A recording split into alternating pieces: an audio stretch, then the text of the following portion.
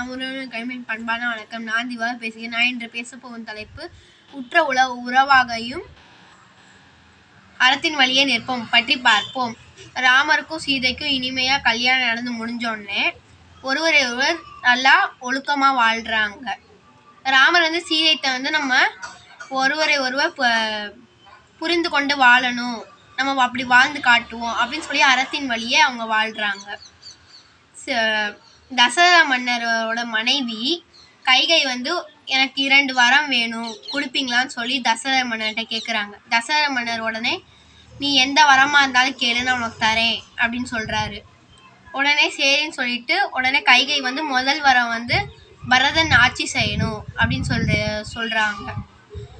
அதுக்கு தசரத மன்னர் சரின்னு சொல்லிடுறாரு. ரெண்டாவது வரம் ராமர் 14 ஆண்டுகள் வனவாசம் செல்லணும் அப்படின்னு சொல்றாங்க கைகை. சரின்னு சொல்லிட்டு நான் தன்னோட வாக்கை காப்பாத்துறதுக்காக சரின்னு சொல்லிட்டு தசரத மன்னர் அறத்தின் வழியே நிற்கிறாரு. அப்புறம்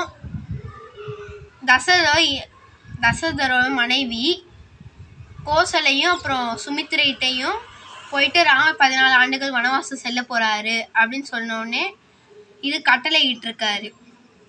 அதை காப்பாற்றணுங்கிறதுனால கோசலையும் சுமித்திரையும் அறத்தின் வழியே நிற்கிறாங்க. அப்புறம் என்னைக்கோ ஒரு நாள் தசரத மன்னர் ஜடாயுக்கு உதவி செஞ்சதுனால ஜடாயு ஒரு நன்றியாக ராமருக்கும் லக்ஷ்மணருக்கும் உதவி செய்து ஜடாயு இந்த மாதிரி செஞ்சதுனால நன்றியுடன்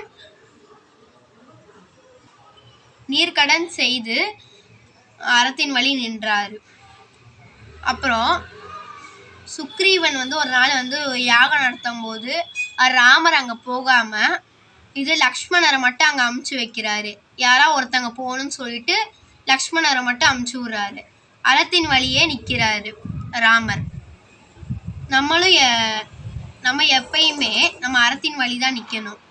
நமக்கு சில டைம் குழப்பங்கள் இருக்கும். இதை பண்ணால் நல்லா இருக்குமா, அதை பண்ணால் நல்லா இருக்குமான்னு சொல்லி குழப்பங்கள் இருக்கும். அதெல்லாம் இல்லாமல் நம்ம அறத்தின் வழி நிற்கணும். அறம் ஜெயிப்போம், பாவம் தோற்கும்.